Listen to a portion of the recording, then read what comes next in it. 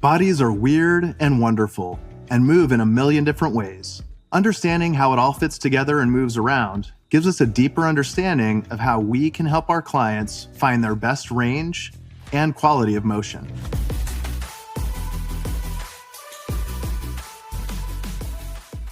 Scientists, artists, and health professionals have been studying the body for centuries. Every bone, muscle, and tendon, essentially every tiny detail and how they all work together to create motion. As a CPT, you're in a unique position to help your clients achieve their optimum movement capabilities. This is where the study of joint motion comes in. Joint motion is basically the movement in each plane as it occurs on an axis running perpendicular to that plane, kind of like the axle that a car wheel rotates around. Joint motions are termed for their action in each of the three planes of motion: sagittal, frontal, and transverse. The term for the movements that we can see is osteokinematic, and the movements happening inside the joint itself that we can't see are called arthrokinematic. These are both necessary for normal movement to occur. The sagittal plane is an imaginary line that bisects the body into right and left sides. Common movements in the sagittal plane include flexion and extension. Flexion is a bending movement in which the relative angle between two adjacent segments decreases. Extension is a straightening movement in which the relative angle between two adjacent segments increases. Flexion and extension occur in many joints in the body, including the spine, the shoulder, the elbow, wrist, hip, knee, foot, and hand. Let's review some of the common flexion and extension motions. We'll start with the head and neck and work our way down.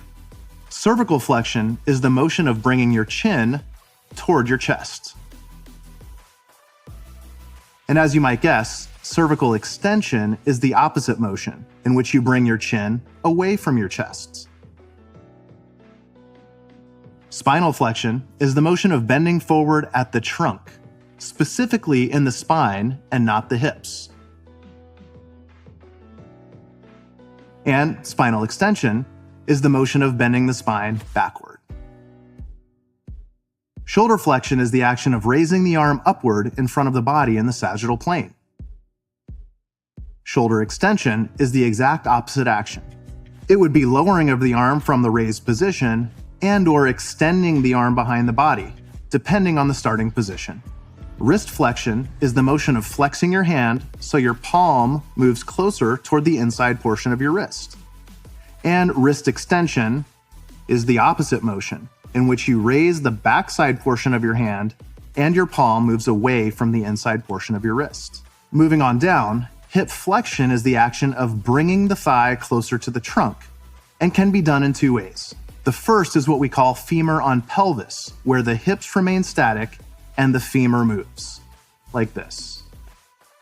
And the other is called a hip hinge, or pelvis on femur, where the femur bones remain static with the hips moving over the top of them, like this.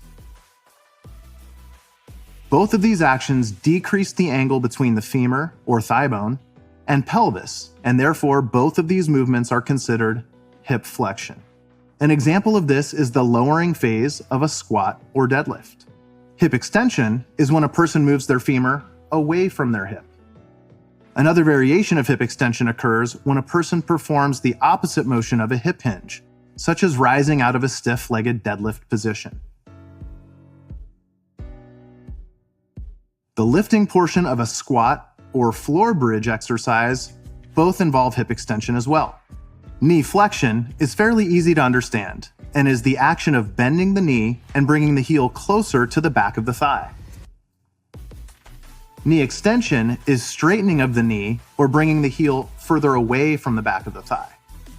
Flexion at the ankle is unique and is called dorsiflexion. It is the action of bringing the top of the foot closer to the shin.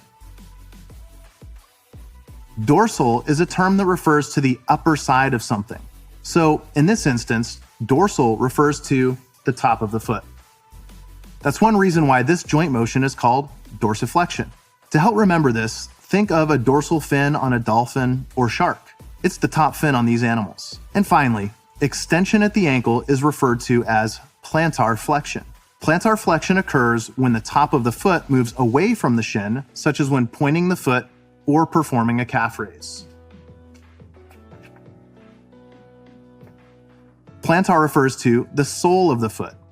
Therefore, plantar flexion is the sole of the foot flexing downward. Beyond extension, quite literally, is hyperextension. This is the extension of a joint beyond the normal limit and could result in an injury. The term hyperextension is reserved for movements where normal extension values have been exceeded. Movements in the frontal plane happen from side to side, contrary to what the term sounds like. Examples of predominantly frontal plane exercises are things like jumping jacks, side lunges, lateral shoulder raises, and side shuffling. Frontal plane motions include abduction or abduction and adduction, adduction of the limbs, lateral flexion of the spine, and eversion and inversion at the foot and ankle. Abduction is movement away from the midline of the body. Similar to extension, it's an increase in the angle between two adjoining segments, except here it's in the frontal plane. Adduction, as you might expect, is a movement toward the midline of the body. And like flexion, it's a decrease in the angle between two adjoining segments, except in the frontal plane. Like last time, let's begin at the top of the body and work our way down, starting with cervical lateral flexion. Cervical lateral flexion is flexing the head to the side, bringing one ear closer to the shoulder. In a similar fashion, the trunk can also perform lateral flexion. This would occur during side bending motions. Now, shoulder abduction is the action of raising the arm upward and out from the side of the body, much like a motion during a jumping jack. Shoulder adduction, by contrast, is lowering of the arm back toward the midline of the body, but in the frontal plane. Hip abduction is a similar motion to shoulder abduction. It's raising the femur out from the side of the body. Hip adduction is the opposite motion. It's the lowering of the femur back toward the midline of the body, but in the frontal plane. So if the leg is abducted, adduction would be bringing it back to this neutral position. Like dorsiflexion and plantar flexion, eversion and inversion relate specifically to movement of the foot and ankle complex. However, eversion and inversion are performed in the frontal plane. Eversion occurs when an individual collapses the arch of the foot and stands more so on the inside or medial portion of the foot. Another way of thinking about this is lifting the lateral or outside portion of the foot off the floor. Inversion is when the individual lifts the medial portion of their foot and stands more so on the lateral edge of the foot. Now, movements in the transverse plane involve rotational movement of the head, torso, arms, and legs. Movement in the transverse plane also involves horizontal abduction and adduction, which can occur at either the shoulder or hips. You know the drill. We'll start with joint motions at the top of the body and work our way down, starting with cervical rotation. Cervical rotation is rotating the head to the left or to the right, like when shaking your head no. Similarly, spinal rotation is rotating the trunk and spine to the left and to the right. Shoulder external rotation is rotating the humerus, or the upper arm bone, outward in the transverse plane. For the right arm, that means rotating the humerus in a clockwise motion. Shoulder internal rotation is the exact opposite motion and occurs when rotating the humerus inward in the transverse plane. For the right arm, that means rotating the humerus in a counterclockwise motion, or towards the body. It's important to note that these motions are occurring at the shoulder and not the elbow. Forearm rotation is known as radio-ulnar supination and pronation. In fact, radio-ulnar refers to the two main bones in the forearm, the radius and the ulna.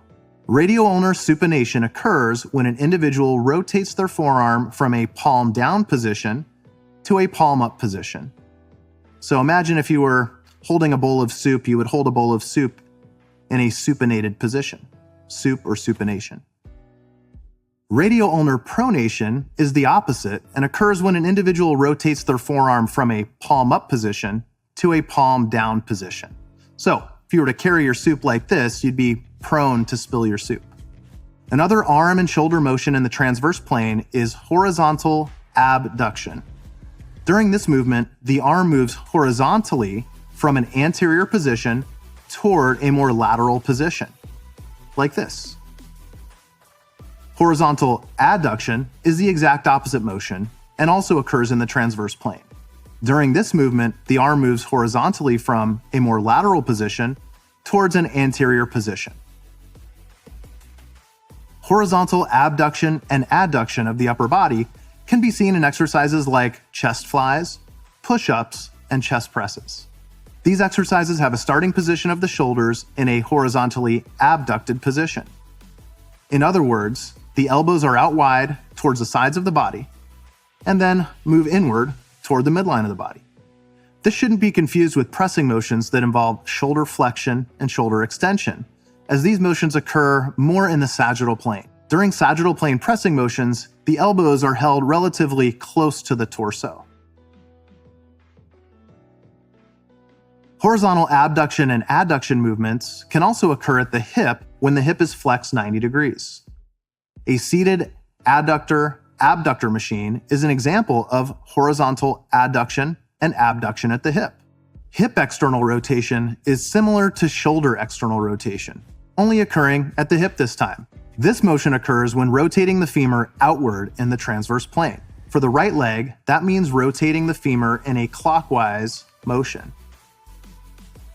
Hip internal rotation occurs when rotating the femur inward in the transverse plane. For the right leg, that means rotating the femur in a counterclockwise motion, where the toes are turning toward the midline of the body. Now, this motion can also occur when the feet are planted firmly on the ground and the hips rotate over a fixed femur. For example, when standing, a person can rotate their hips to the right. This causes external rotation of the left hip and internal rotation of the right hip. And when rotating to the left, this causes internal rotation of the left hip and external rotation of the right hip. The really interesting things about the foot and ankle complex is that it rarely ever performs its single plane movements in isolation. Pronation of the foot is a multiplanar movement consisting of the combination of eversion in the frontal plane, dorsiflexion in the sagittal plane, and forefoot abduction in the transverse plane. Supination of the foot is then the combination of inversion in the frontal plane, plantar flexion in the sagittal plane, and forefoot adduction in the transverse plane. When a person is walking or running, the foot and ankle complex moves between pronation during force reduction and supination during force production, when the foot pushes off the ground with every step. Our shoulder blades are also very interesting to study in terms of motion.